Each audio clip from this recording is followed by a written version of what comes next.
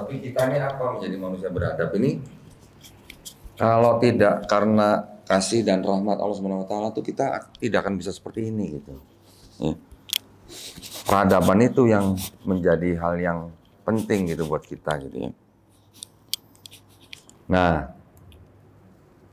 apakah hanya dengan sampai di situ kita terus tahu di dalam Quran, terus kita tetap beriman atau makin beriman? Enggak. Dengan kita tahu bahwa di dalam Quran itu memang sudah diceritakan tentang sains yang kita bisa tadaburi, yang bisa meningkatkan iman kita. Terus kita cuman begini-gini aja, jangan dong. Kita dakwah yuk gitu. Kita kasih tahu manusia-manusia yang belum muslim. Nggak usah jauh-jauh. Keluarga kita, keluarga inti, teman-teman kita, saudara kita, baru orang umum. Kenapa kita harus berdakwah kepada mereka? Kita sebagai manusia ciptaan Allah Subhanahu wa taala yang kita selalu sebut Maha Pengasih dan Maha Penyayang, kita ikut andil gitu dalam mewujudkan Maha Pengasih dan Maha Penyayangnya Allah Subhanahu wa taala. Allah Subhanahu wa taala sudah Maha Pengasih. Pengasih kepada siapa? Kepada semua manusia. Semua manusia adalah ciptaannya, ya kan? Tetapi apakah Allah Subhanahu wa taala menyayangi semua manusia ciptaannya? Kira-kira gimana? Ngasih.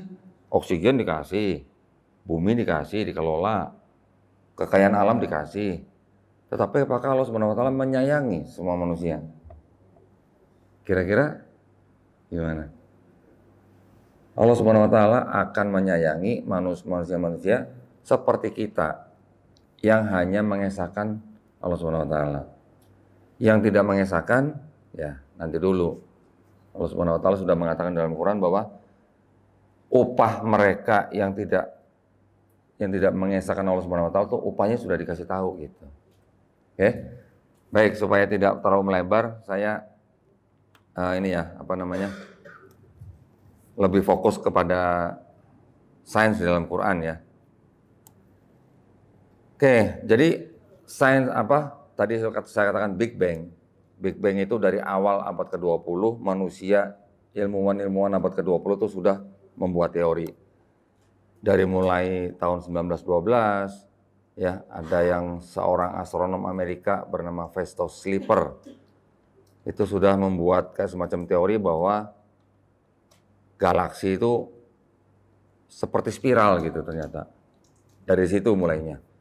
Sampai nanti ada diteruskan oleh Alexander Friedman, kemudian ada astronom yang membuat teleskop. Ada yang tahu nggak yang membuat teleskop pertama kali siapa? Galileo Galilei. Pernah dengar ya? Tahu nggak kira-kira kenapa itu ceritanya sampai kok malah Galileo Galilei itu dihukum sama gereja? Ternyata dia mengemukakan sebuah teori, yaitu matahari sebagai pusat alam semesta kita gitu, galaksi kita gitu. Itu ditentang sama gereja. Gereja minta dibuktikan gitu. Ya karena mungkin teknologi pada saat itu masih terbatas, akhirnya karena Galileo Galilei tidak bisa membuktikan secara meyakinkan, Galileo Galilei dihukum sama gereja. Jadi karena teori yang juga mungkin bertentangan dengan Bible, karena di dalam Bible gereja itu menganggap bahwa bumi ini sebagai pusat alam semesta, sedangkan teorinya Galileo Galilei berbeda, Galileo Galilei-nya dihukum. Ya, dihukum apa ini ya, namanya pengasingan gitulah. Sampai usia 77 tahun beliau wafat. Kemudian baru belakangan ini aja belum lama gereja malah minta maaf dan juga mengakui bahwa Galileo Galilei itu adalah seorang ilmuwan. Nah, berarti kalau begitu bisa dikatakan apa? Bumi ini bulat, kita mengitari matahari. Kita punya orbit, bumi punya orbit, matahari yang kita kelilingi ini dengan bumi ini juga mataharinya juga punya orbit. Gitu. Jadi matahari ini juga mengelilingi pusat alam semesta gitu. Kapan manusia tahu seperti itu? Belum lama, belum sampai mungkin 200 tahun gitu. Di Quran udah ada, udah disebutkan. Matahari punya garis edar, bumi punya garis edar. Tahu dari mana gitu Nabi Muhammad SAW? Ya. Seorang yang dibilang umi bisa mengatakan hal-hal yang di luar jangkauan manusia pada saat itu. Dan taunya baru sekarang. Kenapa taunya baru sekarang? Ya, ini adalah merupakan seperti apa ya, kayak timeline gitulah. Kapan dibuka, kapan diungkapkan, kapan dibeberkan gitu. Apakah udah terbuka semua? Belum. Belum semua. Nanti mungkin 10 tahun lagi ada teori baru yang membenarkan ayat Quran. Nanti mungkin 100 tahun lagi baru ada teori baru yang membenarkan ayat Quran yang lain begitu. Bahkan seorang Albert Einstein yang mempunyai teori itu membutuhkan waktu 100 tahun baru bisa terbukti. Yang membuktikan siapa? Ilmuwan-ilmuwan lain.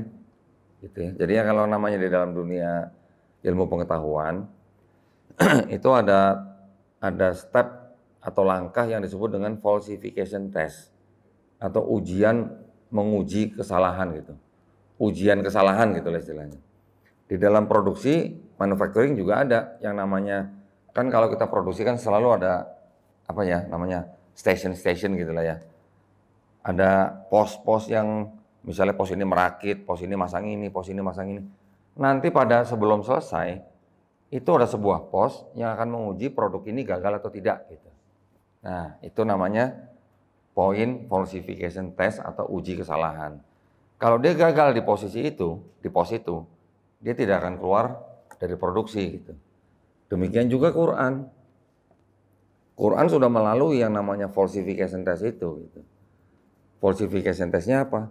Salah satunya adalah sains. Sains sudah membenarkan, sains sudah meloloskan Quran itu gitu. Ya.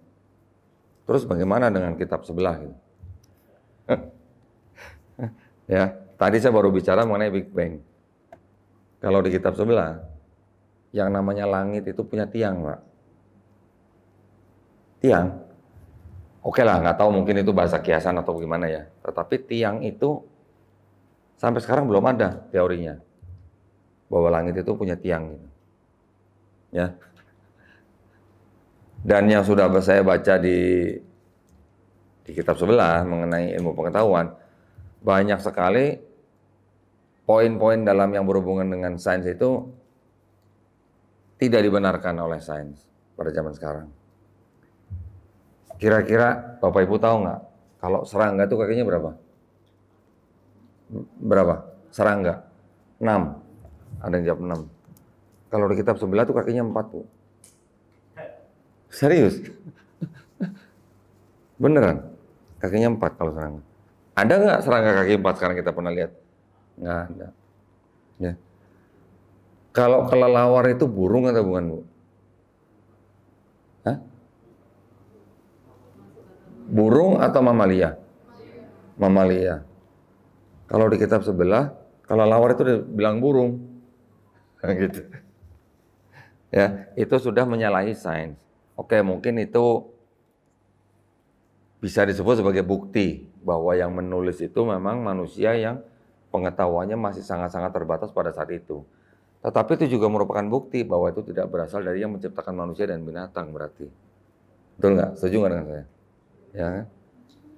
Nah, kalau di Quran, selain mengenai binatang, yang diceritakan semut bisa saling berkomunikasi, ya, lebah makan buah, ada yang pernah dengar? Enggak? Ada. Lebah makan apel, ada. Jangan salah.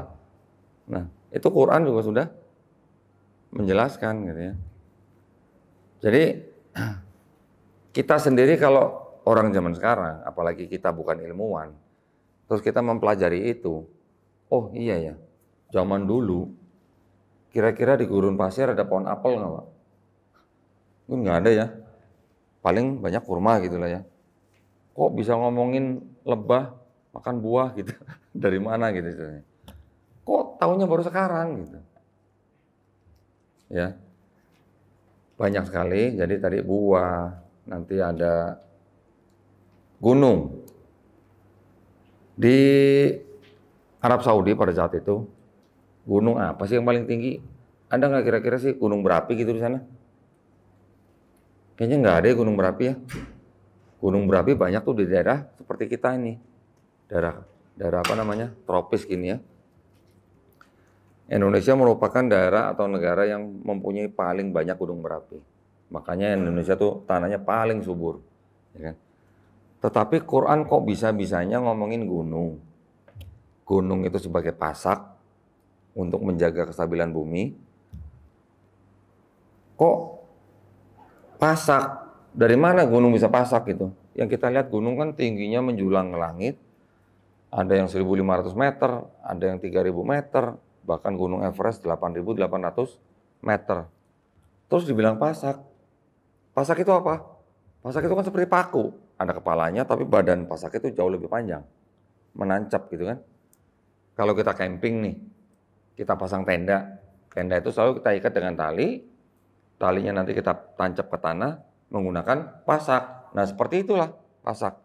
Kok gunung dibilang pasak? Masuk nggak kira-kira ke bangsa Arab waktu itu kalau misalnya dengar begitu? Gunung jadi pasak.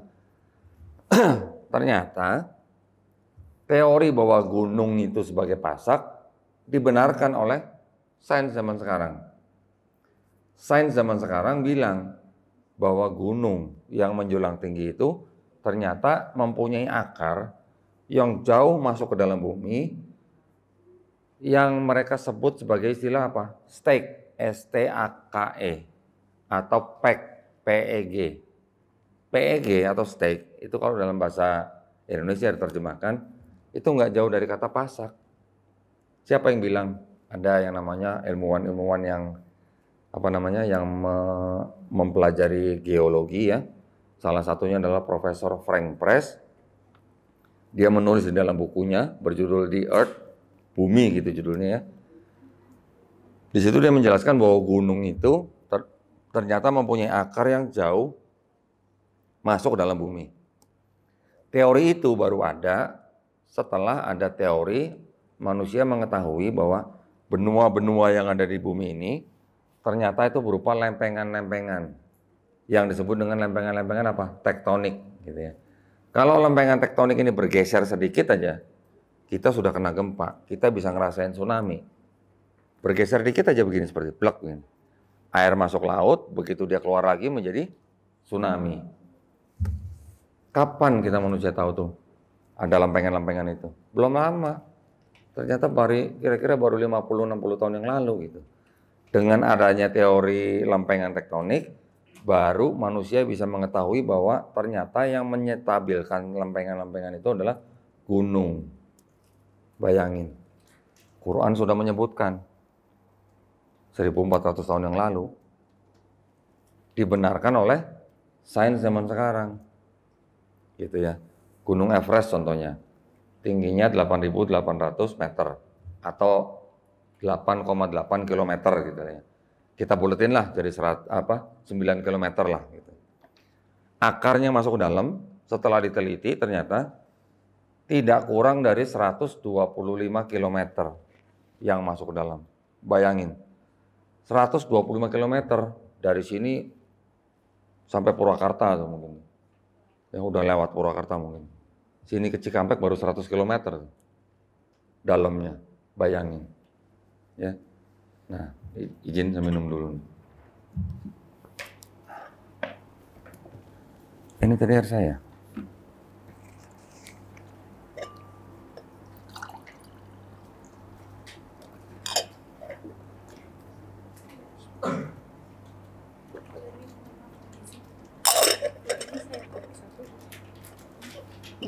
Nggak usah, biarin ini aja. Oh boleh. Nah, bicara mengenai gunung nih, saya jadi teringat di kitab saya yang lama nih, ya. Kalau yang mualaf-mualaf dari Kristen pasti tahu lah. Di kitab sebelah ada cerita mengenai banjir Nuh kan ya. Ya, Quran juga kita tahu ada juga ya. Ada yang tahu nggak bedanya kisah banjir Nabi Nuh di Quran dan di Bible? Ada yang tahu nggak bedanya kira-kira apa? Kalau di Quran itu diceritakan bahwa banjir itu terjadi, tetapi tidak meliputi seluruh bumi. Ya, jadi artinya regional gitu. Regional itu bukan seluruh bumi gitu ya. Tapi kalau di Bible, banjir Nuh itu seluruh bumi. Dibilangnya semua yang bernapas mati aja pokoknya. Air-air itu melampaui gunung-gunung, bahkan tingginya kira-kira 20 hasta di atas gunung yang paling tinggi. Nah, gunung paling tinggi itu apa kita sekarang tahu? Gunung Everest ya, 8.800 meter. Ini masih 20 hasta di atasnya gitu. Satu hasta tuh kira-kira segini nih. Satu hasta nih. Kira-kira 45 cm lah. Anggaplah 50 cm lah. 50 cm kali 20 berapa? 1000 ya berarti ya. 1000 dong ya. 20 kali 50, 1000. 1000 apa? 1000 cm. Berarti 100? Hah? Betul nggak? Kalau 100 cm ke meter berapa? 50 cm kali 20. Hah? Susah amat sih kayaknya ngitungnya. Kita baru ngitung begitu aja susah ya. Hah? Iya kan 50 cm kali 20 kan 1000. Dibagi, kalau ke meter jadi berapa? Kalau 1000 cm? 100. Berarti air itu menutupi bumi 10 meter. Tingginya kira-kira masih 10 meter di atas Gunung Everest gitu. Karena 20 hasta di atas gunung yang paling tinggi. Nah, kira-kira nih, menurut teman-teman, masuk akal nggak? Bumi bisa terendam air begitu tingginya sampai melebihi Gunung Everest gitu. 100 meter di atas Gunung Everest. Masuk akal nggak kira-kira? Hah? Kenapa kira-kira nggak masuk akal?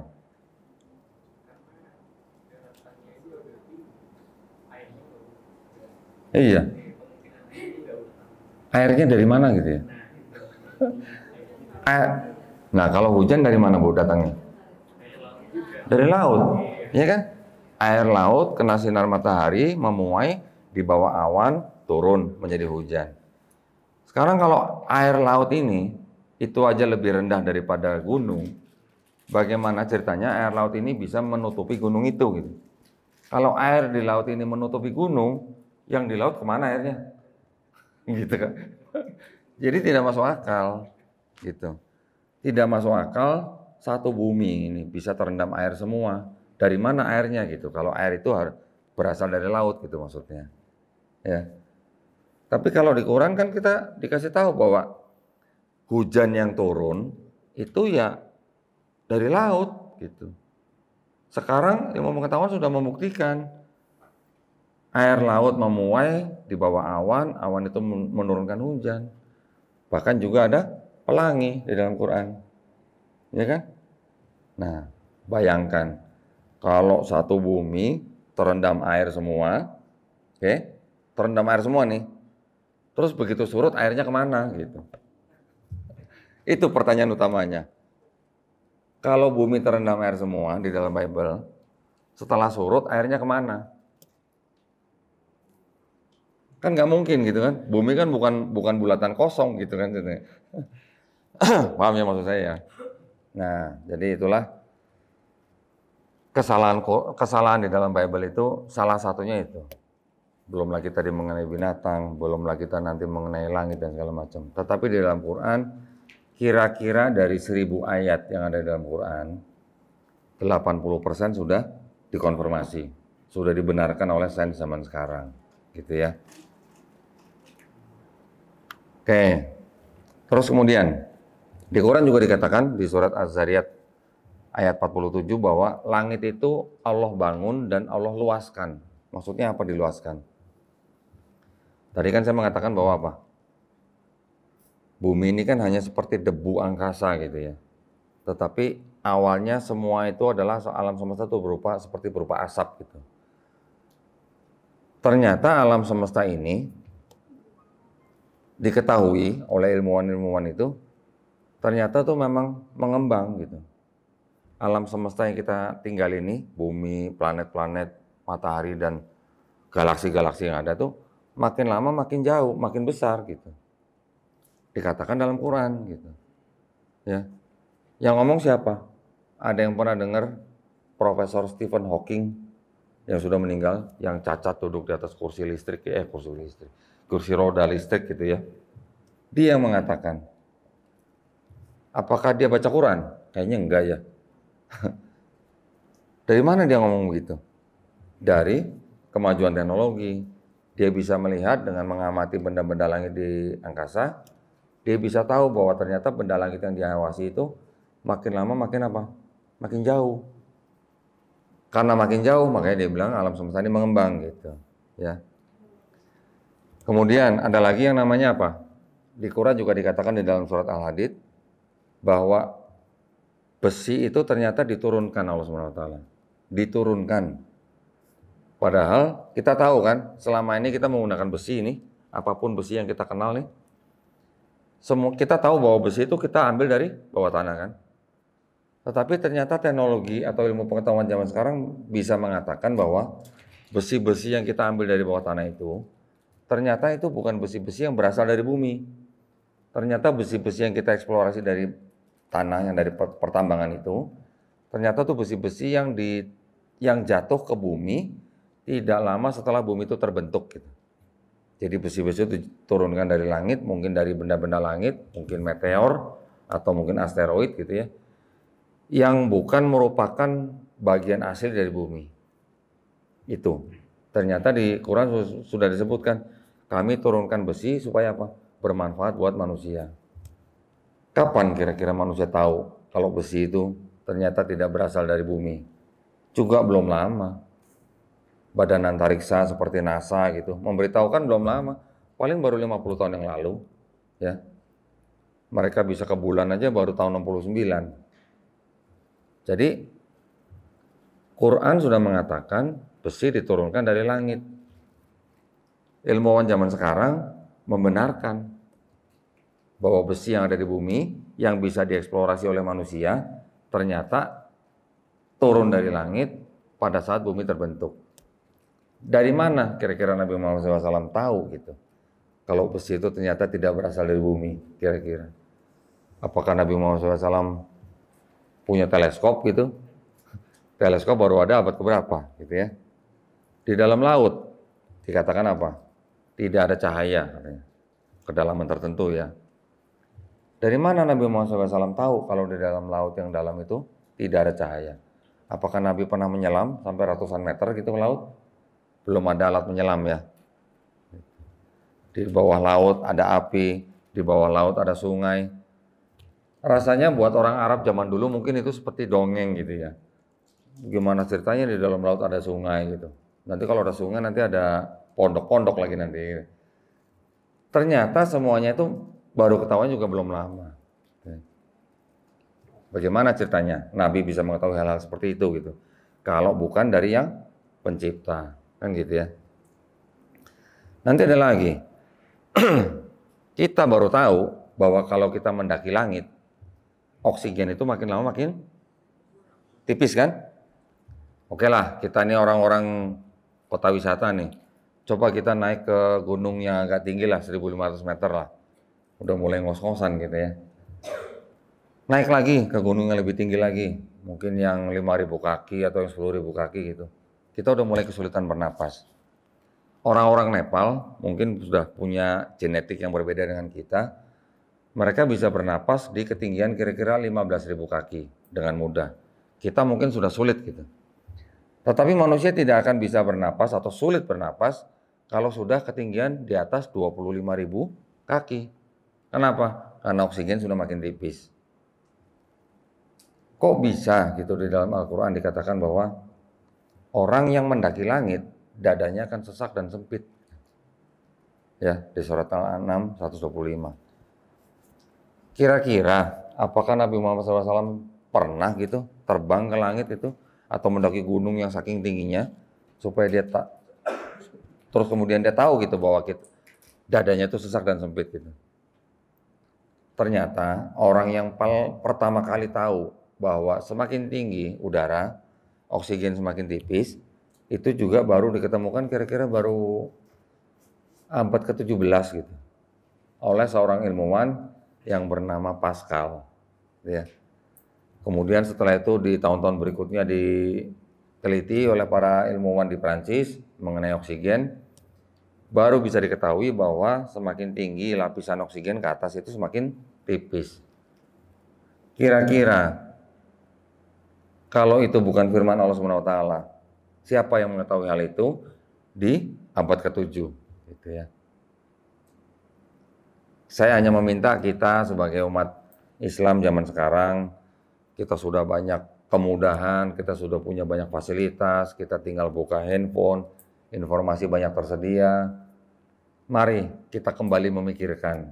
Memikirkan apa? Memikirkan kebesaran Allah Subhanahu wa taala yang sudah menurunkan Al-Qur'an 1400 tahun yang lalu, sudah memberikan petunjuk buat manusia, diberikan atau diturunkan kepada Nabi Muhammad SAW, kepada sahabat-sahabatnya, juga kepada umat manusia. Mari kita perkuat iman kita dengan kita mentadaburi, dengan kita menyadari bahwa Allah Subhanahu wa taala itu adalah satu-satunya pencipta, termasuk pencipta kita semua, ya. Jadi paling tidak kita harus selalu merasa bersyukur. Bersyukur apa? Oh, ternyata agama yang satu-satunya diridhoi Allah Subhanahu wa taala ini adalah agama yang memang tidak ada duanya. Tidak ada duanya maksudnya dalam arti kebenarannya juga dilihat dari sisi sains gitu ya. Saya sebenarnya banyak daftar yang bisa saya tampilkan baik dari Quran maupun dari Bible. Cuman apa ya namanya? Kalau saya buka semua di dalam Bible itu nanti sepertinya kesannya mungkin gimana gitu ya. Saya tadi baru tunjukkan beberapa ayat mengenai yang binatang aja udah kelihatannya konyol sekali gitu. Saya tambahkan satu nih di dalam Quran ya. Kita manusia nih, kalau kita tergores kulit kita atau kita terkena api gitu ya, kita akan merasakan sakit kan ya, sakit banget gitu ya. Tetapi kalau orang yang menjadi korban kebakaran atau kulitnya terbakar sampai tingkat tertentu kan, korban bakar itu kan ada levelnya kan, level 1, 2, 3, 4 gitu ya. Kalau dia sudah level yang tinggi, level 4 gitu, si orang korban itu malah sudah tidak merasakan sakit di kulitnya. Tapi kalau kayak kita nih sekarang nih, normal nih, kena api sedikit, kita akan langsung merasakan sakit. Kenapa? Karena di bawah kulit kita itu ada yang namanya syaraf-syaraf sebagai reseptor, pen reseptor, penerima apa ya, kayak penerima apa? Rasa sakit gitu. Jadi dia ada di lapisan ketiga tuh yang namanya pen reseptor itu. Di Quran dikatakan bahwa manusia yang dimasukkan ke dalam neraka setelah dia dibakar, diapain?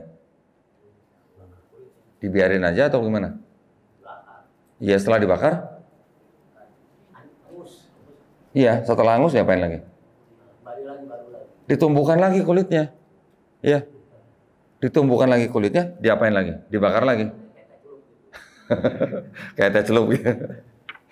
Jadi dibakar, kulit tertumbuhin lagi, dibakar lagi, kulit tertumbuhin, begitu seterusnya. Kenapa harus kulitnya ditumbuhkan lagi gitu? Karena ada pen reseptor itu yang di bawah kulit. Dengan pen reseptor itu manusia merasakan sakit. Gitu. Luar biasa enggak? Di dalam Quran sudah disebutkan. Ada seorang profesor, profesor apa ya kalau dibilang ya, profesor saraf gitu ya, saraf-saraf kulit ya.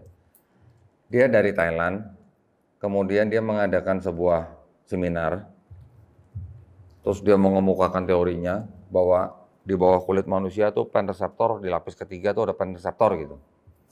Wah, sudah memberikan apa namanya, sudah memaparkan dengan begitu hebat. Ternyata ada yang mengatakan dari anggota seminar itu sudah tertulis di Al-Quran gitu, ada gitu. Masuk Islam tuh profesor. Subhanallah. Karena kita dengan membaca Quran yang tadi, yang teh celup itu baru sadar gitu bahwa ternyata rasa sakit kita tuh ada di bawah kulit. Kalau pain reseptor itu sudah rusak, kita tidak akan merasakan sakit. Ya, beda gitu. Oke, nah yang lain adalah kita sering mendengar juga ya, ini sebenarnya sudah populer karena apa namanya zaman sekarang kan informasi sudah mudah ya diakses ya. Di Quran juga dikatakan ada laut yang tidak bisa bertemu. Kita sering melihat fotonya gitu ya kan? Tetapi pernah nggak kita mikir, kok bisa gitu ya? Kok bisa begitu? Gitu. Yang satu lautnya warna coklat, yang satu lautnya warna biru gitu. Dari mana gitu kok bisa begitu? Ternyata kalau kita lihat pertemuan laut yang tidak bisa bersatu itu ternyata adalah pertemuan antara laut Mediterania. Laut Mediterania itu dari bawahnya Eropa sampai ke mana? Ke Asia Kecil, Turki, kemudian atasnya Palestina sampai atasnya Mesir. Itu disebut dengan Laut Mediterania. Laut Mediterania ini bertemu dengan Laut Pasifik yang di bawahnya nih ya. Kira-kira ada apa di bawah Laut Mediterania ini gitu? Kok dia bisa mengandung zat yang tidak bisa bercampur dengan laut yang Pasifik? Itu yang masih mungkin masih diteliti gitu ya sama ilmuwan itu. Pasti ada zat-zat yang tidak sama dengan yang laut di Pasifik. Pasti. Kalau sama pasti nyatu gitu dong. Ya kan? Sama seperti minyak kalau dicampur dengan air pasti kan dia nggak menyatu. Berarti ada zat yang tidak sama di Laut Mediterania itu dengan laut yang di Pasifik. Gitu. Ya. Terus bagaimana ceritanya Nabi Muhammad SAW tahu gitu bahwa ada laut yang nggak bisa bersatu. Nabi Muhammad SAW dia diceritakan kisahnya dari kecil hidup di Mekah, hijrah ke Madinah, paling jauh ikut pamannya juga belum sampai Syam sudah suruh balik lagi gitu. Belum sampai Palestina, belum pernah lihat Laut Mediterania gitu. Kok dia bisa tahu ada laut yang nggak bisa bersatu? Adanya di Selat Gibraltar, di dekat Spanyol, di bawah Spanyol itu. Apa Nabi pernah ke sana? Kira-kira. Ya. Terus di Quran juga dikatakan ada gunung yang berwarna-warni. Adanya di Cina lagi. Apa Nabi pernah ke Cina? Kira-kira. Ya, nggak pernah. Jadi kayak gitu-gitu. Tidak mungkin itu karangan Nabi Muhammad SAW. Karena apa? Karena yang menurunkan, yang menciptakan laut yang tidak bersatu, yang menciptakan gunung yang berwarna-warni, yang menciptakan besi dan menurunkan besi, yang menciptakan langit dan bumi, gitu ya. Oke, yang lain juga masih ada. Nah, kemudian jasad Firaun nih. Saya mau cerita sedikit jasad Firaun. Mohon maaf ya.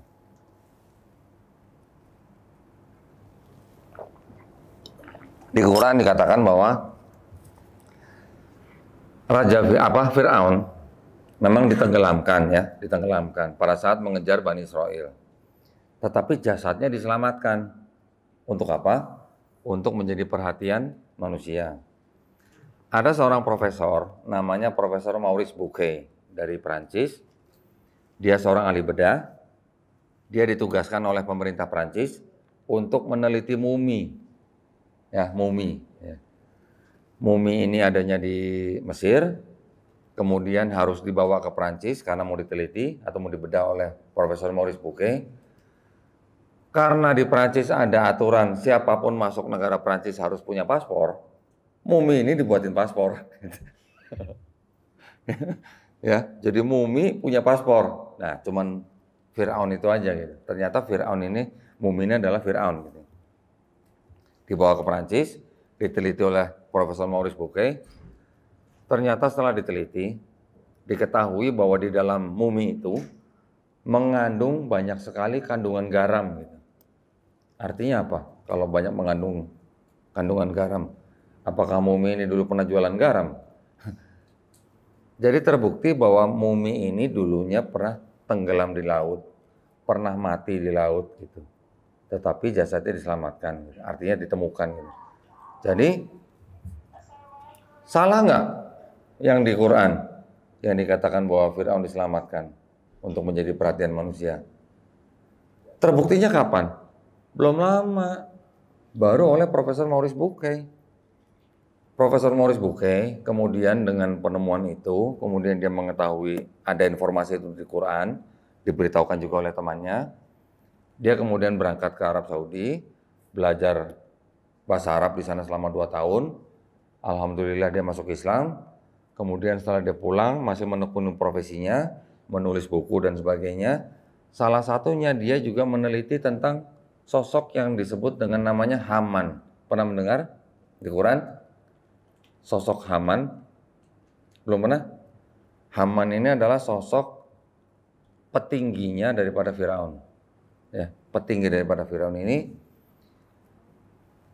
dia menjadi ditunjuk sebagai istilahnya kalau zaman sekarang tuh apa ya?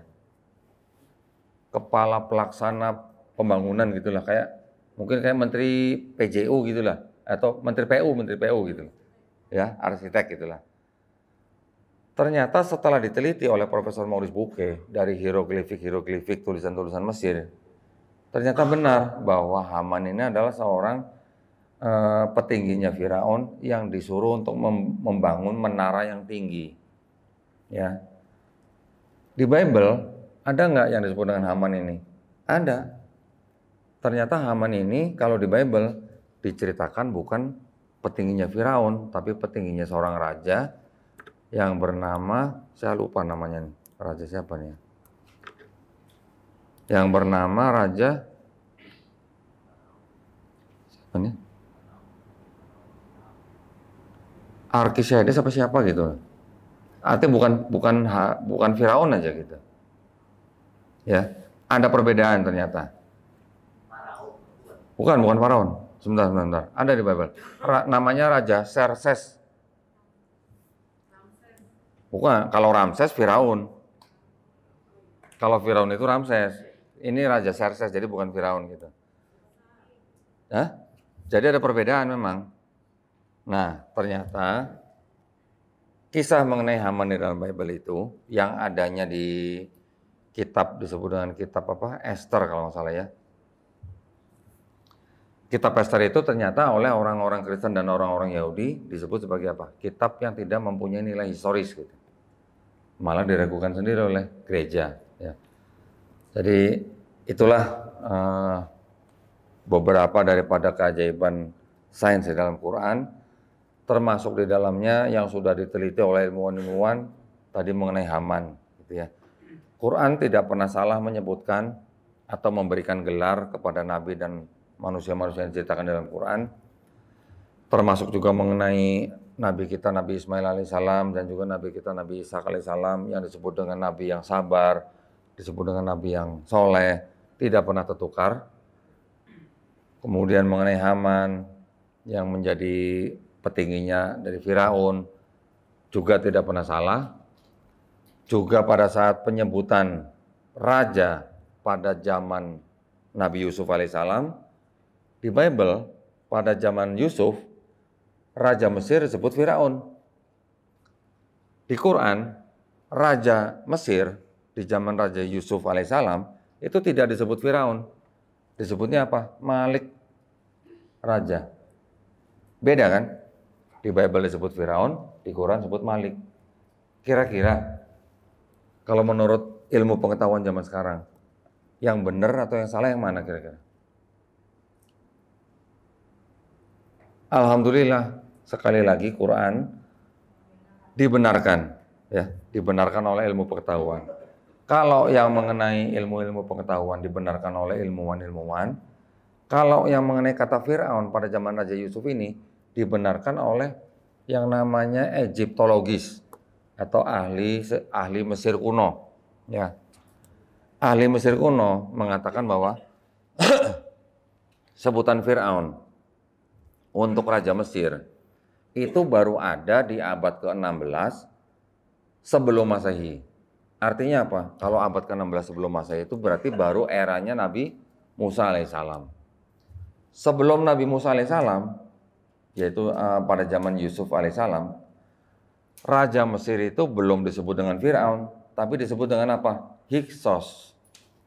Nah, Hyksos ini adalah sebutan untuk penguasa di Mesir, yang memang Hyksos ini bukan asli orang Mesir. Hyksos adalah orang-orang di luar Mesir yang masuk ke dalam Mesir, kemudian menguasai Mesir, disebut pemimpinnya sebagai Hyksos, bukan Fir'aun. Nah, Hyksos ini artinya adalah raja, artinya kurang lebih raja atau pemimpin, penguasa gitu. Di Quran tidak disebut Fir'aun pada zaman Yusuf, disebutnya Malik. Malik itu artinya raja. Gitu. Kok bisa? Gitu. Bible nyebutnya Fir'aun. Bahkan pada zaman Abraham pun Raja Mesir disebut Fir'aun. Yang meminta istrinya Abraham, Sarai. Disebut Fir'aun pada zaman Abraham. Menurut Egyptologis, sebutan Fir'aun baru ada di abad ke-16. Tepatnya kira-kira mulai kurang lebih sekitar tahun 1520 sebelum Masehi. Gimana? Hebat nggak tuh Quran? Ya. Yang membenarkan bukan siapa-siapa, malah manusia sendiri yang membenarkan, malah sains sendiri yang membenarkan. Gitu ya. Alhamdulillah, jadi mungkin itu yang bisa saya sampaikan pada siang hari ini. Mudah-mudahan dari sedikit ya clue di dalam Quran mengenai sains ini bisa menebalkan dan menguatkan iman kita ya sebagai orang Islam. Juga semoga kita selalu bisa bertadabur, kita bisa selalu merenungkan, memikirkan kebesaran Allah Subhanahu wa taala, dan kita bisa bersiap-siap untuk kembali setiap saat. Kembali setiap saat kapan? Allah Subhanahu wa taala yang tahu ya. Kita tidak pernah tahu kapan napas kita diambil. Jadi ya sudah, karena kita nggak tahu, makanya kita belajar supaya kita siap pada waktu kita pulang. Gitu aja. Simpelnya begitu ya. Baik, barakallahu fikum. Terima kasih banyak atas perhatiannya. Mungkin nanti sebelum ditutup kita ada sesi tanya jawab. Mungkin kalau Anda silakan mic-nya. Kalau ada mau bertanya sambil saya nyolong minum nih. Silakan Pak. Mic-nya ada tuh lagi.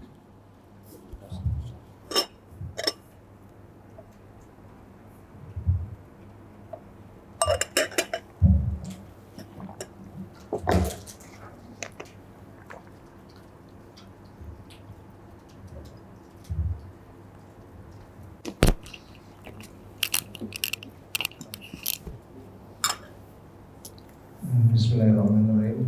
Begini kok, saya mungkin nanya gitu ya. Di Quran kalau ayatnya saya kurang apa? Saya lupa. Tapi bahasanya begini. Kami hamparkan bumi yang seperti dataran gitu. Yeah. Kemudian di sains kan yang kita tahu bahwa bumi itu bulat gitu kan.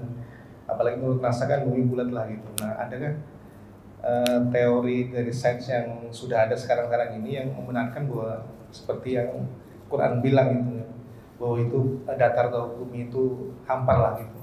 Demikian, terima kasih. Iya, kalau di dalam Quran dikatakan bumi itu bulatnya bukan bulat sempurna ya, tapi bulatnya bulat sferik. Sferik itu kurang lebih seperti lonjong, seperti telur unta gitu, atau seperti sorban yang dililitkan di kepala begitu bulatnya. Jadi bukan bulat sempurna gitu, tetapi bulat sferik. Kalau yang sering dikatakan bahwa di dalam Islam itu nganggapnya bumi itu datar karena dikatakan apa? Dihamparkan. Kalau arti dihamparkan itu memang seolah-olah kesannya memang seperti datar aja gitu. Tetapi ada sebuah percobaan yang saya pernah tonton. Percobaannya gini, Pak. Sekelompok manusia ini membuat sebuah percobaan. Mereka membuat seperti kayak semacam penanda di pantai, ya di pantai. Mereka bikin tanda. Kemudian teman yang lain naik perahu. Perahu ini juga sudah ada tandanya, yang mana sudah dikalibrasi, tandanya itu sudah level, sudah datar gitu Pak. Ya, benar-benar datar sempurna gitu. Kemudian perahu ini jalan di atas air di laut. Semakin lama semakin menjauh, karena mereka bisa menanda itu dengan mungkin sinar laser atau bagaimana gitu ya. Jadi tidak terganggu oleh udara atau apapun. Jadi mereka yang di pantai itu bisa menandai tanda yang di perahu itu dengan sempurna gitu, dengan tingkat kelevelan yang datar. Tetapi pada saat perahu itu menjauh dari penanda yang di pantai, makin lama tanda yang di perahu itu makin lama dia akan turun Pak, sekian derajat, sekian derajat, sekian derajat gitu. Artinya apa? Yang tadinya datar sempurna begini, setelah dia menjauh, makin lama dia makin turun, makin turun, makin turun. Itu membuktikan apa? Bahwa bumi ini bulat. Gitu. Itu teori atau apa percobaan yang saya tahu yang pernah dilakukan begitu. Dan masih banyak yang dilakukan yang membuktikan bahwa bumi ini memang bulat. Gitu. Bulat, tetapi kalau di Quran dikatakan bulat sferik. Tapi saya pernah tanya kepada teman saya ini seorang peneliti juga, jaraknya apa namanya, perbedaan antara bulat sempurna dengan bulat sferik itu, yang di ujung di pinggir di bumi itu hanya puluhan kilometer jaraknya. Jadi bukan yang terlihat benar-benar bulat lonjong seperti itu, bukan.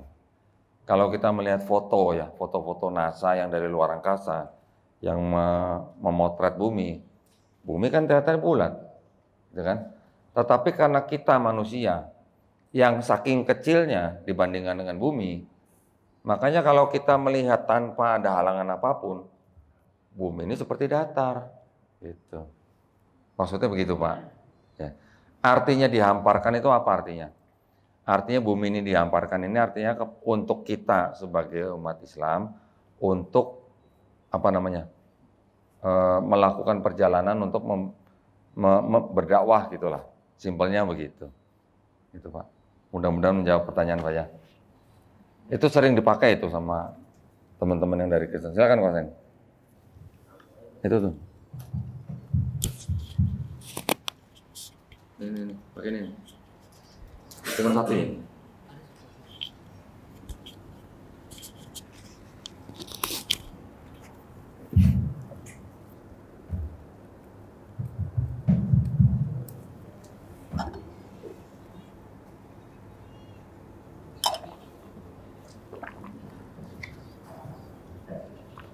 Silakan Mas. Bertanya masalah, bukannya bertanya, jadi artinya memang yang tadi masalah teori Big Bang di zaman Rasul 400 tahun yang lalu. Orang-orang kalau diceritakan tentang masalah langit dan bumi-buminya menyatu, kan pada saat itu orang-orang di zaman itu nggak bisa menerima lah.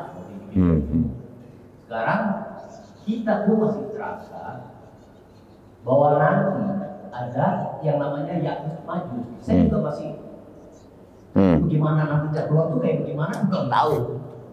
Sebenarnya kan kayak begitu juga. Coba Pak Doni bisa ceritain lagi tentang masalah soalnya misalnya kayak Dajjal nanti dia keluar. Kalau misalnya bisa diceritakan lagi lebih bagus lagi. Soalnya memang ada kita harus berimannya kepada misalnya kayak Dajjal keluar itu dia kalau menandakan api dan air. Kita disuruhnya masuknya ke api. Api itu menandakan dia itu sebagai air. Nah, kalau misalnya dia ke air malah dia justru ke api. Sama serot yang tadi Ya'juj Ma'juj tadi itu. Waduh, ini sebelumnya saya mohon maaf sama Kwaseng. Kalau mengenai Ya'juj Ma'juj, mengenai Dajjal gitu ya, itu sebenarnya ada di bidang yang namanya bidang eskatologi, Kwaseng. Eskatologi itu ilmu yang mempelajari tentang masa depan.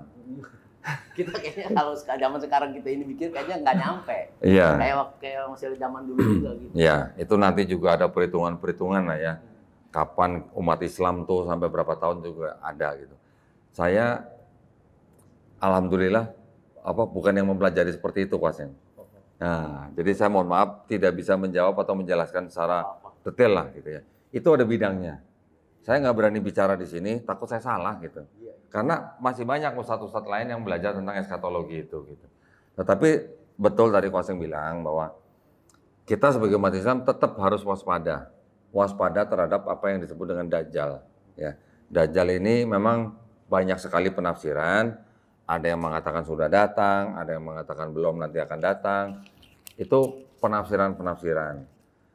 Tetapi mau sudah datang atau belum datang, yang harus kita perhatikan tuh bukan kapannya. Yang harus kita perhatikan tuh kita siap apa enggak gitu aja. Nah, caranya kita siap atau enggak, ya sudah kita ikutin aja sunnah Rasul, perintah Allah SWT. Kita ikutin itu aja dah gitu. Kita bukan orang yang istilahnya yang bagaimana alim-alim bagaimana gitulah. Kita ini manusia biasa. Iya. Iya, betul. Ada yang menafsirkan bahkan Musa Samiri yang membuat patung berhala pada zaman Nabi Musa alaihissalam mengeluarkan bangsa Israel dari Mesir, itu juga udah disebut cikal bakal Dajjal. Ada yang menafsirkan begitu. Terus nanti pada saat Nabi Isa alaihissalam disalib, mau disalib, yang disalib itu ditafsirkan sebagai Yudas Iskariot. Yudas Iskariot itu juga disebut Dajjal. Ada juga yang menafsirkan begitu. Jadi saya takut salah ngomong di sini. Ya, itu bidangnya lain gitu. Mohon maaf, itu bukan bidang saya, Mas. Ya, silakan yang lain.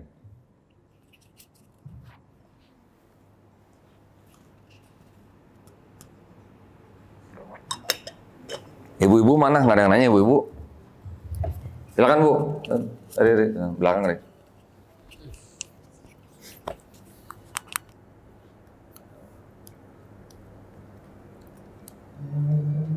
Waalaikumsalam warahmatullahi wabarakatuh. Silakan, Bu.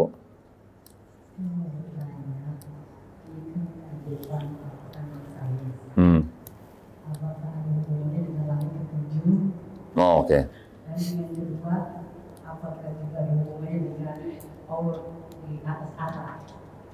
Apa, Bu? Mohon maaf. Allah di atas atas. Ars. Ars, ya. Datang ars. Oke. Ya. Ya, terima kasih. Iya, baik. Baik, kalau yang disebut dengan 7 langit ya, ini ada 2 hal yang bisa dibicarakan, Bu. Kalau yang disebut dengan 7 langit itu, hal yang pertama itu mengenai 7 lapisan atmosfer. Tetapi juga ada yang membicarakan tentang memang 7 langitnya yang di dalam ciptaan Allah Subhanahu wa taala itu ada 7 langit itu bukan kalau 7 atmosfer itu kan hanya di bumi. Tapi kan bumi ini bagian dari galaksi. Galaksi nanti bagian dari alam semesta gitu kan. Satu alam semesta ini juga bisa dipahami sebagai satu langit gitu. Ya. Berapa besarnya langit pertama? Manusia belum ada yang tahu. Ilmu pengetahuan belum sampai ke situ gitu, Bu. Jadi belum ada manusia yang pernah sampai menyentuh langit pertama itu belum ada. Yang paling jauh manusia amati itu paling baru bisa melihat triliunan atau biliunan galaksi-galaksi yang ada di langit pertama. Langit pertama saja belum bisa diamati semuanya, apalagi langit kedua. Kalau di dalam Islam kan memang dikatakan bahwa Allah menciptakan 7 langit dan Allah bersemayam di atas ars, gitu ya. Tetapi jangan kita manusia mentakwilkan atau menafsirkan bagaimana bentuknya Allah Subhanahu wa taala bersemayam di ars gitu. Itu tidak boleh ditakwilkan, Bu, gitu. Ya, kita memahaminya dengan bahasa kita sebut apa ya? Bersemayam gitu. Tapi bersemayamnya ini juga jangan dibayangkan Allah Subhanahu wa taala seperti manusia gitu. Sama sekali bukan. Lagi pula, kita tidak akan bisa membayangkan karena apa, Bu? Yang dianggap sebagai langit pertama sampai langit ke-7, kemudian nanti di atasnya ada Sidratul Muntaha, baru ada ars. Besarnya seperti apa sih gitu ya? Sedangkan Ibu bisa bayangkan nggak besarnya matahari dibandingkan dengan bumi? Kira-kira seperti apa, Bu, besarnya? Bandingannya matahari, bumi gitu. Matahari ukurannya itu kurang lebih 1,3 juta bumi gitu. Jadi 1.300.000 bumi kalau dikumpulin baru segede matahari gitu. Yang kita kenal gitu. Tetapi matahari kita yang bisa kita lihat nih ya, yang tidak dengan mata telanjang ya. Ternyata itu juga sangat-sangat kecil kalau dibandingkan dengan bintang-bintang di langit yang lain gitu. Maksudnya di langit pertama baru hanya di galaksi pertama, atau mungkin di luar galaksi Bima Sakti, matahari kita tuh nggak ada apa-apanya sama bintang-bintang di sana gitu. Itu yang baru bisa diamati oleh manusia. Oke? Baru bisa diamati oleh manusia ya. Sekarang besarnya langit pertama dibandingkan dengan besarnya langit kedua, kira-kira segede apa sih, Bu? Gitu. Di dalam hadis, besarnya tuh seperti ini, kira-kira nih, Bu. Ini cincin Ibu ya, cincin nih. Saya buang di padang gurun, padang pasir. Nah itu besarnya langit pertama terhadap langit kedua. Besarnya bumi dibandingkan dengan langit pertama juga seperti cincin dibuang di padang pasir. Ini di hadis ya Bu ya, di hadis Sahih ya. Terus langit pertama tambah langit kedua dibandingkan dengan langit ketiga. Langit kedua dan langit pertama itu besarnya hanya seperti cincin dibuang di padang pasir dibandingkan dengan langit ketiga. Begitu seterusnya sampai 7 langit ini dibandingkan dengan ars itu seperti cincin dibuang di padang pasir. Jadi kita di bumi dengan matahari aja kita udah nggak bisa bayangkan besarnya seperti apa. Dengan langit pertama aja kita belum bisa bayangkan gedenya seperti apa. Bagaimana kita bisa membayangkan Allah Subhanahu wa taala yang bersemayam di atas ars gitu. Maksud saya gitu. Di luar daripada bayangan manusia. Di luar daripada yang manusia bisa bayangkan gitu. Ya Bu ya. Jadi kita tidak ada apa-apanya besarnya. Manusia dengan bumi aja kita sudah tidak ada apa-apanya. Bumi dengan matahari aja tidak ada apa-apanya. Matahari dengan bintang aja tidak ada apa-apanya. Bintang dengan langit pertama juga tidak ada apa-apanya. Satu langit dengan langit kedua dan seterusnya sampai langit ketujuh.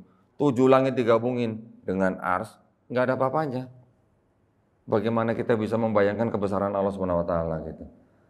Makanya kalau kita takbir Allahu Akbar, maha besar. Maha besar. Sebesar apa gitu? Nggak bisa kita bayangkan. Karena maha. Maha itu yang hanya bisa kita utarakan atau kita bisa bayangkan, maha yang tidak bisa tercapai oleh bayangan manusia gitu Bu. Ya walau alam. Ada lagi pertanyaan? Silakan Joshua.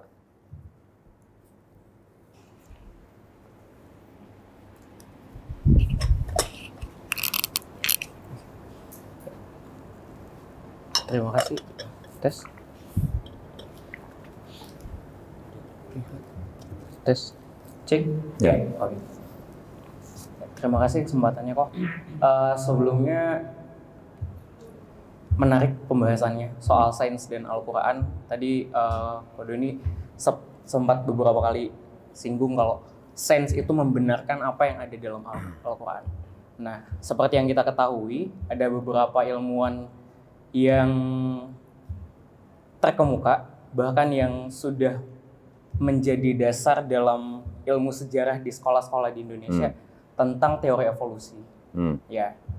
Dan baru-baru ini aku juga pernah dengar bahwa sebenarnya sebelum Charles Darwin mengemukakan teori evolusi tersebut, ada ilmuwan Islam yang sudah mengemukakannya terlebih dahulu. Kalau binatang-binatang di bumi itu dia terus menyesuaikan dirinya. Nah, itu kan dari segi hewan. Nah, bagaimana dari segi manusia yang dibilang kalau dari teorinya evolusinya Charles Darwin yang masih ada missing link-nya. Betul. Nah, apakah itu sebuah bisa dibilang pembenaran dari Al-Quran dan dasarnya apa gitu Mas? Yang pernah saya baca juga ya mengenai teori Darwin, kan memang masih ada missing link. Betul. Ya, missing link-nya itu adalah tidak ada hubungan langsung antara satu spesies dengan spesies lain ya, gitu ya. Maka itu teori Darwin sampai sekarang belum menjadi hukum Darwin. Masih teori Darwin terus gitu ya. Kalau gravitasi sudah menjadi hukum. Kalau cube square law sudah jadi hukum gitu ya. Isaac Newton sudah memberikan hukum yang sudah teruji, tapi kalau Darwin sampai sekarang masih jadi teori gitu. Teori evolusi, belum menjadi hukum evolusi gitu kan. Itu memang salah satunya yang membenarkan Quran juga gitu bahwa manusia-manusia sebelum Adam itu sudah ada. Sudah ada. Bahkan ada hadis begini. Pernah mendengar nggak hadis bahwa Nabi Adam alaihissalam diciptakan dengan tinggi 60 hasta? Pernah. Pernah. Diciptakannya di bumi atau di Firdaus? Firdaus. Benar kan? Betul. Kemudian setelah diturunkan ke bumi baru dia menjadi ukuran seperti manusia kita sekarang. Ya. Dituliskan dalam hadis itu juga bahwa tinggi 60 hasta itu adalah tinggi manusia nanti di surga. Gitu ya. Nanti kita insya Allah masuk surga dengan tinggi seperti Nabi Adam alaihissalam sewaktu diciptakan. Gitu. Nah, kalau ditanyakan membenarkan Al-Quran, ya tentu saja gini, pada saat Nabi Adam alaihissalam diturunkan ke bumi, bentuknya kan sudah seperti manusia yang kita sekarang, bukan seperti bentuk manusia purba. Iya kan? Kita bisa menjawab itu karena di Quran dijelaskan bahwa Nabi Adam alaihissalam diturunkan ke bumi. Sedangkan kita bisa melihat fakta, penemuan-penemuan fosil-fosil, bentuk-bentuk manusia purba, yang bentuk tengkoraknya aja berbeda. Nah, ya memang bisa jadi itu adalah manusia-manusia yang diciptakan sebelum Adam. Gitu. Tetapi kalau kita bandingkan dengan sebelah nih, yang Bible, nyambung nggak manusia purba dengan Adam? Nggak nyambung. Karena apa? Karena di Bible dikatakan bahwa Adam itu adalah benar-benar manusia yang pertama diciptakan. Tidak ada cerita sebelumnya dia ada manusia gitu. Jadi artinya boleh dikatakan Nabi Adam alaihissalam ini adalah manusia pertama yang diciptakan, manusia beradab yang pertama yang diciptakan. Kalau manusia yang purba itu kan manusia yang belum beradab gitu.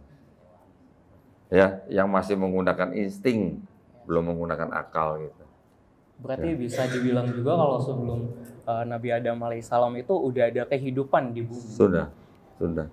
Kan juga di Quran juga dikatakan bahwa pada waktu Allah Subhanahu wa taala memerintahkan malaikat untuk sujud kepada Nabi Adam alaihissalam, kan malaikat juga sebelumnya kan berkata bahwa engkau akan menciptakan manusia yang akan merusak bumi gitu, yang menumpahkan darah gitu. Jadi artinya sudah ada sebelum Adam sudah ada gitu. Ya. Betul. Nah. Karena kan kalau yang di kitab sebelumnya kan aku cuma belajarnya kalau ya kehidupan pertama ya itu ya. Iya. Berarti ada di situ perbedaannya. Iya, makanya terjawabnya di Islam. Yes.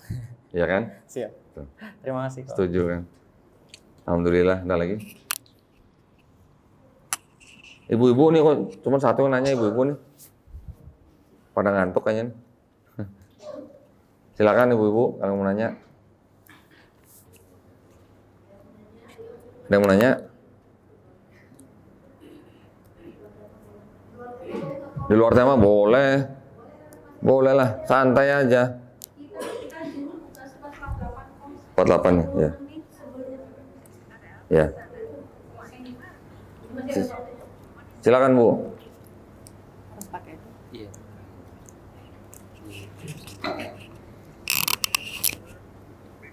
Tapi jangan nanya soal rumah tangga ya Bu ya. Enggak. Masih seputar agama. Silakan. Assalamualaikum warahmatullahi Waalaikumsalam wabarakatuh. warahmatullahi wabarakatuh. Kok saya pernah nanya ke beberapa teman, cuman saya ingin memastikan lagi. Maaf Bu, suaranya kurang jelas. Boleh agak dekat Bu? Halo? Dah? Ya, agak dekat Oke. Bu. Saya ingin tanya, sudah pernah nanya sih ke beberapa teman ya, karena kan takutnya mau memastikan lagi nih kok. Kan ini di luar dari tema ya kok ya. Iya, nggak apa-apa. Kita kan mengenal ada kitab Zabur, Taurat, Injil, dan terakhir Al-Quran. Nah yang mau saya tanya, kalau Al-Quran udah pasti yang membawakannya Nabi Muhammad, Injil Nabi Isa, Taurat Nabi Musa. Yang saya mau tanya di Zabur. Nabi Daud alaihissalam. Oh Nabi Daud ya. Tapi semuanya itu dalam kitab itu semua mengajarkan agama Islam atau bagaimana, Ko Dendi? Udah, pertanyaannya itu. Itu aja. Kita harus bedakan yang namanya akidah dan syariat ya Bu ya. Akidah dan syariat. Akidah itu apa? Akidah itu teologi lah. Kepercayaan dan keyakinan gitu lah. Kalau syariat itu apa?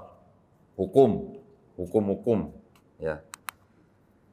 Allah Subhanahu wa taala menurunkan Taurat, Zabur, Injil kepada nabi dan rasulnya kepada siapa, Bu? Kepada siapa, Bu? Taurat, Zabur, Injil. Kepada semua manusia atau kepada bangsa tertentu?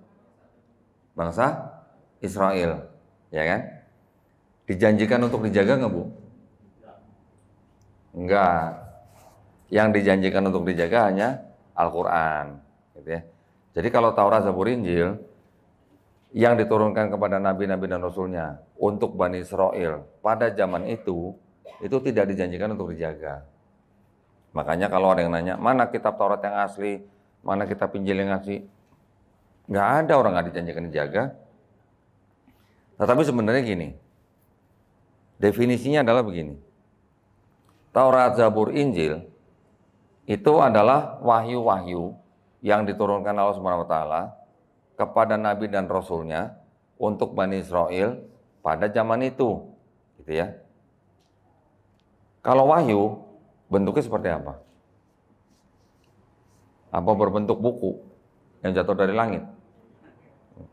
Omongan. Jadi wahyu itu sudah masuk dalam kolbunya Nabi. Nabi ngomong yang dia terima dari Allah SWT. Itulah bentuk wahyu yang disampaikan kepada umatnya. Kalau kata kitab sendiri, kata kitab di dalam Al-Quran, banyak sekali kan kata kitab kan. Itu tidak semuanya artinya harus berbentuk buku atau gulungan gitu. Kitab di dalam bahasa Arab itu artinya bisa suhuf yang dibukukan atau wahyu yang dituliskan. Bisa juga artinya hukum, bisa juga artinya ketetapan, bisa juga artinya perintah. Nah, jadi Taurat, Zabur, Injil sebagai wahyu, terus kemudian kita lihat ada Bible-nya orang Yahudi, ada Bible-nya orang Kristen. Apakah itu yang dimaksud Taurat, Zabur, Injil dalam Quran? Ini harus kita hati-hati nih, Bu. Hati-hatinya apa? Di dalam kitabnya orang Yahudi, mereka juga sebut ada Taurat atau Taurat. Di dalam kitabnya orang Kristen juga ada sebutan Taurat, ada sebutan Mazmur, ada sebutan Injil. Yang Yahudi tadi Taurat dan Zabur, kalau yang di Kristen Taurat, Zabur, Injil gitu. Apakah Taurat, Zabur, Injil yang dimaksud dalam Quran itu yang itu? Bible-nya Yahudi sama Bible-nya Kristen? Ada yang bisa mastiin?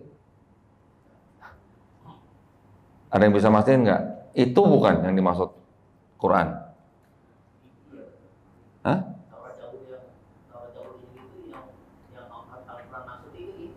Bible-nya orang Yahudi? Iya, enggak. Ya Taurat, Zabur, dan Injil itu. Tapi ya Yahudi juga termasuk. Iya, pertanyaan saya, kan Yahudi punya Bible, namanya Tanakh. Tanakh itu singkatan Torah, Nevi'im, Ketuvim. Di dalamnya ada disebut dengan Torah dan Zabur. Kemudian orang Kristen menggunakan kitabnya orang Yahudi, diterjemahkan ke bahasa Yunani, kemudian dijadikan perjanjian lama, ditambah dengan perjanjian baru, itulah Bible-nya orang Kristen. Gitu. Jadi ada dua Bible nih, Bible-nya orang Yahudi, Bible-nya orang Kristen. Apakah Taurat, Zabur, Injil yang dimaksud dalam Quran itu Bible-nya orang Yahudi dan orang Kristen? Bukan. Sudah nggak ada keasliannya. Seperti yang tadi Ko Doni bilang, kosakata setiap bahasa itu beda-beda. Nah, pasti dari diterjemahkan dari misal dari bahasa. Kalau yang di Alkitab bahasa Indonesia kan itu diterjemahkan dari salah satu kitab juga yang terjemahan juga. Yeah. Kemungkinan itu udah asliannya udah nggak 100%, bahkan 80% pun.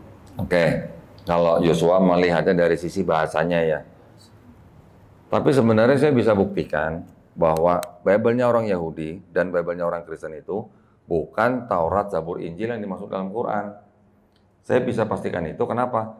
Karena ternyata Bible-nya Yahudi dan Bible-nya Kristen itu bukan ditulis oleh Nabi Musa alaihissalam, tidak ditulis oleh Nabi Daud alaihissalam, dan juga tidak ditulis oleh Nabi Isa alaihissalam.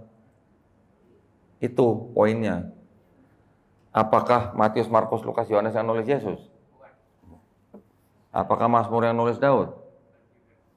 Apakah Pentatakh yang menulis Musa? Orang ada cerita begini, setelah itu Musa mati dan dikuburkan di mana gitu. Emang bisa gitu orang mati menuliskan kematian sendiri gitu? Kan nggak bisa kan? Apakah mungkin Yesus menulis, oh Yesus disalibkan, mati, bangkit hari ketiga gitu kan? Nggak mungkin. Jadi itu yang menulis adalah orang lain. Jadi kalau yang menulis orang lain, berarti orang yang menulis itu bukan orang yang menerima wahyu itu. Setuju nggak? Gitu Bu. Ya. Jadi kita sebagai umat Islam memandang Bible-nya Yahudi dan Bible-nya Kristen ini, kita juga tidak harus menolak 100%, tidak. Tetapi kita juga tidak boleh menerima 100%. Sama seperti Nabi Muhammad SAW melarang sahabatnya Umar bin Khattab radhiyallahu anhu untuk menerima Taurat 100% dan juga menolak 100%. Artinya apa? Artinya di dalam kitabnya mereka, kitab orang Yahudi dan Kristen itu, masih ada sisa-sisa kebenaran itu masih ada. Contohnya apa? Yang saya paling tahu itu syahadatnya orang Yahudi, Bu. Ya, orang Yahudi juga syahadat. Shema Israel, Adonai Eloheinu, Adonai Ehad.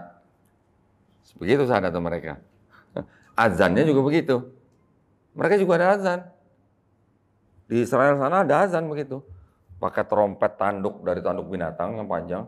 Juga begitu, mereka meneriakan Shema Israel, Adonai Eloheinu, Adonai Ehad. Artinya apa?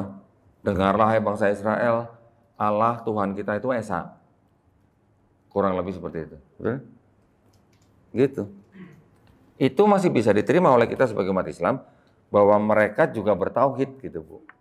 Nah, tetapi pada saat di Kristen, udah beda lagi. Mereka bilang Tuhannya Esa. Tapi, nah ada tapinya gitu kan. Tapi bisa bermanifestasi dalam 3 pribadi. Itu yang aliran Trinitarian. Nanti ada aliran lagi Unitarian, Yesus bukan Tuhan. Nanti ada aliran lagi, aliran Jesus only atau oneness. Juga bilangnya Yesus itu Bapa, Bapa itu Yesus gitu. Nah, jadi kita yang di umat Islam nih harus benar-benar berhati-hati pada saat kita berdialog atau berkomunikasi dengan teman-teman dari Kristen. Kita jangan menganggap Bible-nya mereka adalah Taurat yang disebut di dalam Quran.